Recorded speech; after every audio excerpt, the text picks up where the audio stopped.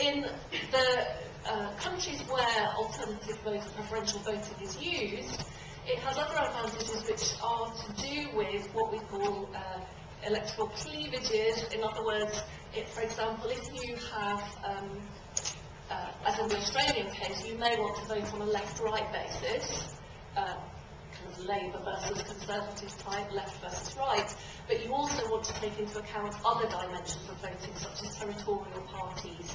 So you might have complex sets of interests competing for your preferences. And so what this allows you to do is to have a set of preferences that express that. So experts would hold that it moves away from an adversarial style of politics to one that allows a more complex expression of interests, and it encourages parties to be perhaps less hostile to their political adversaries, because they might want their second or third preference votes.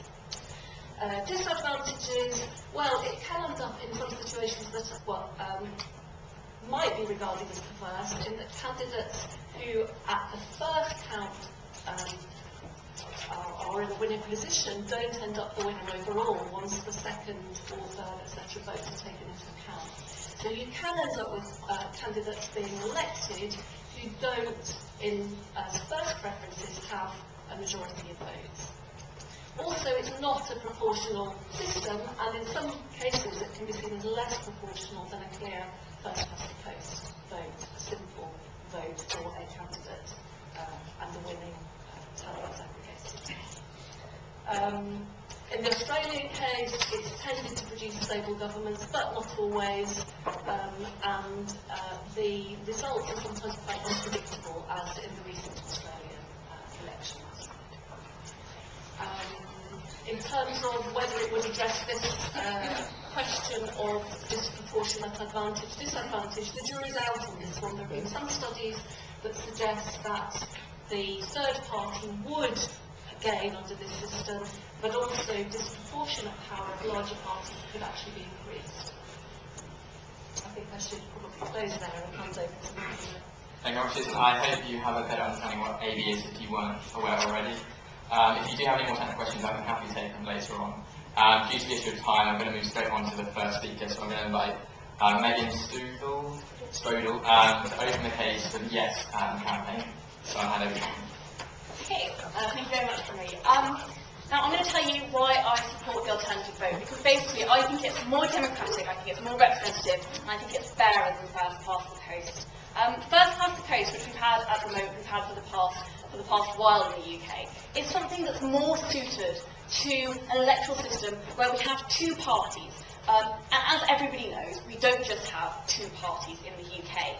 In fact, in the last election, under two-thirds of people voted for the two main parties, and we saw about 35% of people voting either for the Liberal Democrats or other parties, which means that you have a voting system that doesn't take into account the fact that a lot of people aren't just choosing between two parties, and therefore you're getting parties into power who don't have a majority of people voting for them. The alternative vote is something that's much better suited to having 3 parties, or 4 parties, or 10 parties, or however many parties and candidates are standing in your area. And I'm going to talk to you a little bit about why that is, because I think this makes the UK a better democracy, because it means that politicians will almost always be elected with at least 50% of their constituents expressing a preference for that candidate of some sort. If in the first round nobody has 50% of the vote, then we go on to looking at the second preferences. And this is something that means that the person ultimately elected actually has the support, actually has the backing of the people in their constituency, which gives them a mandate to act. And having a mandate to act is something that's incredibly important when you have the government making such important decisions. If we look at the government at the moment making such important decisions on, our future, and what's going to happen in the economy, and what's going to happen, in healthcare and education. And yet, in the 2010 general election, we had over two-thirds of seats being elected with under 50% of those voters voting for the people who ultimately came to power. I don't know how many of you think that gives the government a real mandate, but the alternative vote, in my opinion, would have given the government a real mandate to make these really important decisions that are going to affect all of us. And what does it actually mean for politicians? Because politicians under the system aren't just going to be able to look at their core voters, the people who are always going to vote for them anyway, who they would normally be looking to get their vote. They actually have to look at getting the approval of at least 50% of their constituents, which means that they actually have to take people into account who they might not necessarily be taking into account already, because they know that they're not going to get their vote. This means that politicians have to campaign with more people in mind. They have to keep this in mind when they're in office. They have to think about whose votes they're getting, and whose second preferences they're getting, and whose third preferences they're getting, because they know that to get 50%, they have to have the approval of as many of their constituents as possible. So instead of just being Conservative and only needing to get the 35% of the Conservative, of the people voting Conservative, or being Labour, or being Liberal Democrat, or any of those people, they actually need to go beyond their party, which is really important.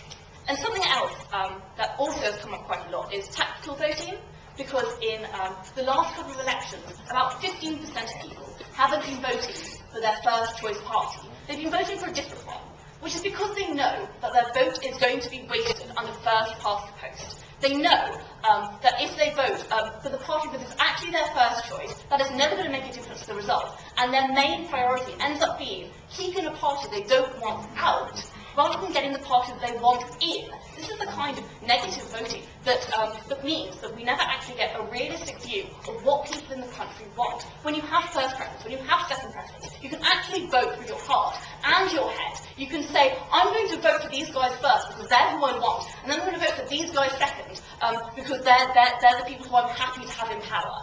And I think that's really important, and it means that people don't believe they'll be wasting their vote.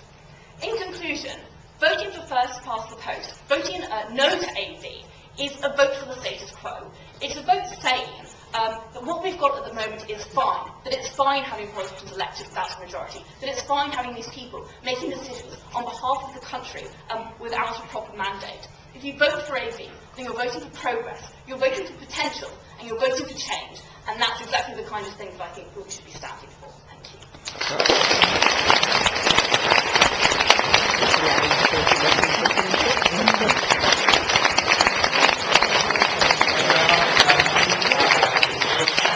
I now hand over straight to Don Collier from the No to AV campaign.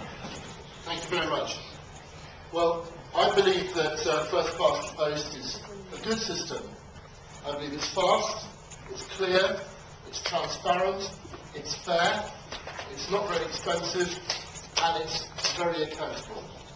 And so you won't be surprised, standing in my place here, that I actually believe in first past the post.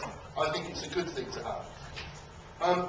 One of the things that we've got now is this little booklet, which is quite interesting, because the Doctor of Politics here was very quick in explaining first past the post.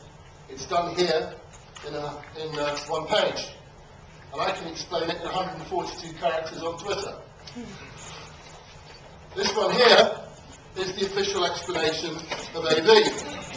And I don't think I can properly explain it in 142 tweets. So I think it's very clear that AV is a complicated system that is difficult. And it brings with it a lot of ramifications. It brings with it a lot of claims. The claim of it being fair. And for a particular reason, makes me very angry. But I don't think that, just get the easy ones out of the way first, I don't think that it's very fair that those people who voted for a minority party actually get their second, third and fourth preferences taken into account, where somebody who voted for a majority party don't. Let me tell you the difference about that. Supposing we were the exception, supposing we actually had a 3-candidate constituency, very much the exception. In fact, there was twice as many, 12 candidate constituencies